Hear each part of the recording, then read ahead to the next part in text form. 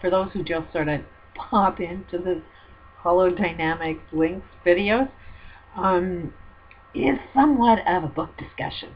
That I am reading this book, but I'm also giving my point of view on this book. And I've been trying for a long time to get people to read this so I can have a book discussion. So this is my only way of doing a book discussion. So there's more than just me reading it. It has my point of view as well. Within the driving energy of life, there exists a deep dimension, one that reflects a personal life potential. We all live in a reality in which different aspects of our personal potential are continually unfolding. The unfolding of our personal potential is a field of consciousness in itself. This field governs more than just our physical body. It has pathways for unfolding our personalities, our unique presence that manifests at any and every level of consciousness. We can choose to unfold our potential or not to unfold our potential in any given moment of time. This unfolding of our personal potential can take place according to the pathways provided by our particle, wave, or holodynamic process. When we choose to live from a holodynamic view, we naturally open to greater understanding. We develop more self-assurance and creative expression. Our personal power of creativity emerges. When we choose at any given moment not to unfold our personal potential, we set a boundary condition on our own potential. The energy flow reaches its limit and has no further way to expand or express itself, so it downdrafts the energy of our consciousness. We get caught like soap bubbles in the sink going down the drain. We deny ourselves, become frustrated and angry, and develop low self-esteem. When we downdraft, we enter the dance of life to the tune of our self-defeated behaviors. We get locked into closed event horizons. Thus, our thinking leaves us fewer alternatives. We begin to deny our talents and block our awareness of our limitless possibilities. We deny our true nature. And it is like a process that for me, the biggest challenge that I'm dealing with now is this friggin' smoking addiction and the abusive patterns that are repeating in my family experience. And that causes me an awful lot of pain. And to the most part, though, it is that pain that I need to find, how can I say it? Find that reasoning in my mind that I will accept. It is like my pathology that's going on. And one of the biggest things is I don't like to see people hurt. I don't like to see how much harm is going on in the world. I'm an activist, and when I see a problem, I want to do what I got to do to try and unfold a change. But I got to where I got to. I know what it is I know. I've learned a lot of lessons from my mistakes. So one of the things that is making it a lot easier is just allow everybody to make the mistakes that they want to make and focus on my own life. And I'm sure solutions down the road will unfold the more I develop my own life and my own purpose, and let everybody do whatever it is they all want to do and support everybody in their own direction with love. And I personally know that my kids love me very much, despite actions that are going on. I do trust in that love, but that actions are only keeping things challenging. But it's the way things are right now for a lot of us, that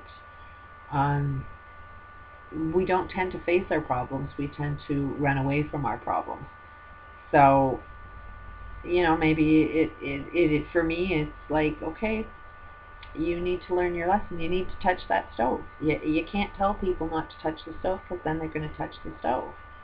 So it's like, I know my personal mission is working on myself. I started this YouTube channel because I really lost belief in myself that I could do this big, massive challenge that's ahead of me, which is don't like the universe I live in, so I got to change my universe. And it does go, I'm very much a global thinker that one is a sex trade industry, that I don't want to live in a world that has a sex trade industry. I don't want to live in a world where there's a lot of child abuse going on. And I want to participate in that change. It's a massive, massive job to, in my mind, create world peace. And what I need to do to unfold what it is I know I want to do, I have to build back my confidence level again. So it has nothing to do with me offering people advice or, anything that you want to judge this channel to be. It's not what you think it is. This is more of me developing myself, me improving my communication skills. Clearly, I couldn't talk to anybody. Like, nobody understood me, and I didn't understand a hell of a lot of other people. So I needed to find out, are there other like-minded people on the planet like me? So, and there are, developing a lot of really, really great friendships, which is one of the main reasons that I started this. It's building up my self-esteem. It's giving me what it is that I needed. And the more I see this, the more of a will to live comes back, and then the freaking smoking will go away. So, I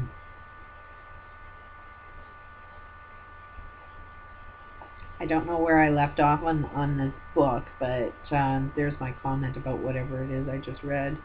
The same pattern holds true for the dimensions of each stage of development. It holds true at level 3, for example, regarding relationships. When we choose to unfold the potential of a relationship, we commit to that relationship. Commitment stimulates mature understanding, acceptance, friendship, and intimacy.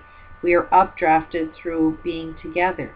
When we choose not to commit, we end up in some form of detached relationship where we are constantly attempting to match each other's images until we are downdrafted into becoming pleasers, externally validated, image-prone, and getting caught in victim dances. To kind of see what I mean, but it's so easy for me to put myself into somewhat of a victim dance by either having to explain myself and justifying whatever it is that I'm doing, and at the same time trying to get everybody to do what I want them to do.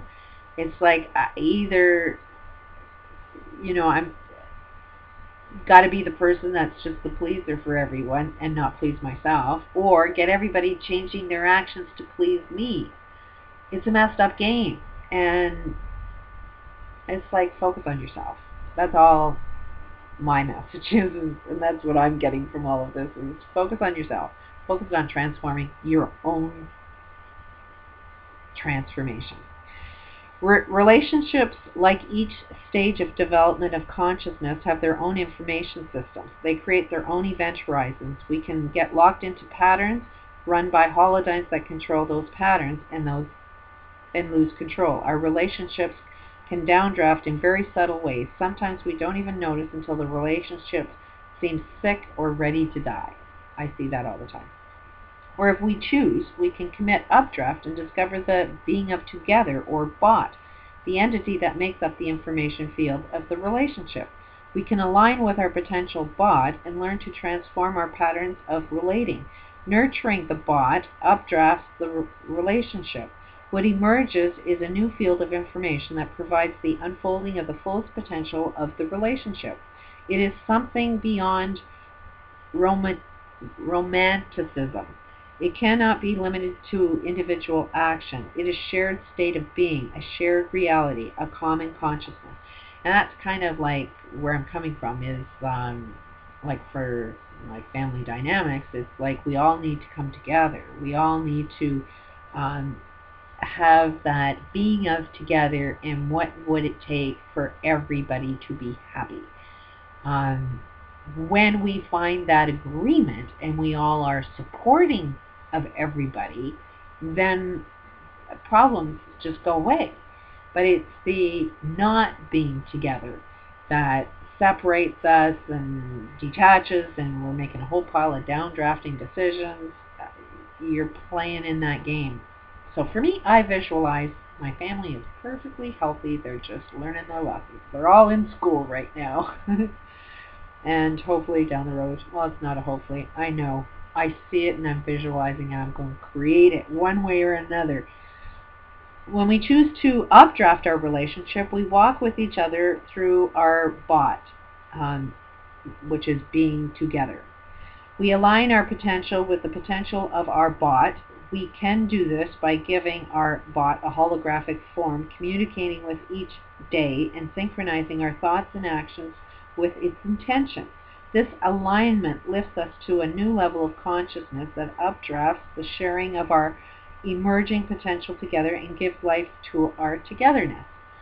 This was a really, really important statement. It is synchronize yourself with the thoughts and intention. So that's why I'm saying is I know that my particular family will heal because I am working and visualizing and communicating every day with the thoughts of each one of my family members. I put myself in their shoes all the time. And when you can see where somebody else is coming from, it helps you to understand how to move next. So a lot of them may not think I understand where they're coming from, but it's like, hey, if you raise a child and you listen to them, you listen to what they want, you listen to what it is that makes them happy, like they don't even have to be in the same room as me for me to know what's going on in their lives, and they can't understand it. It is sort of like a telepathy thing. But it's misunderstood. If they can't put themselves in my shoes, if they can't connect to my thoughts, they won't understand anything that I'm doing. And they will think that I'm misunderstanding them, and they misunderstand me. It's a fucked up game.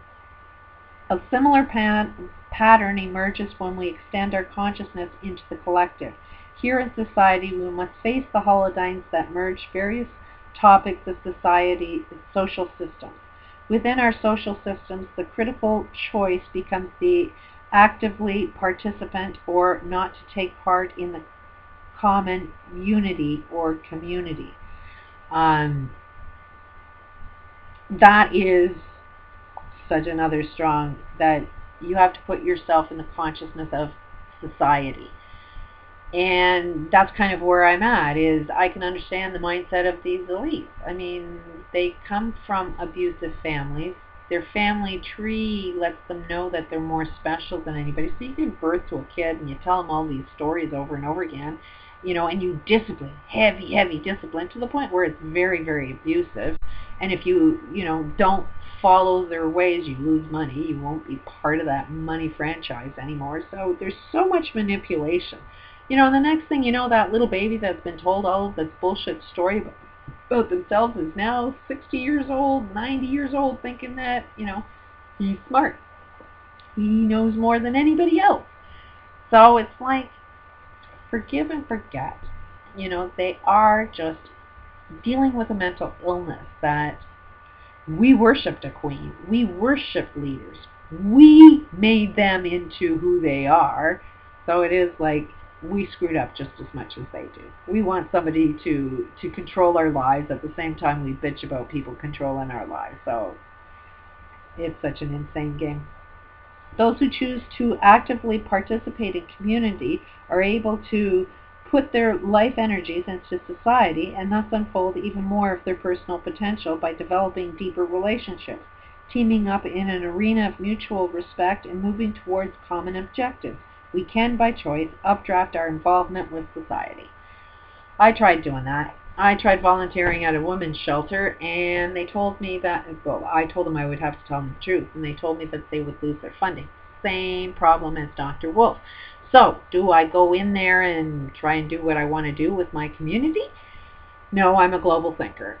Whatever my purpose is, will involve more of a global transformation than, a small community. So that's why it's like YouTube and a radio station show it is more about, let's just have the conversation of, are we sane or are we insane?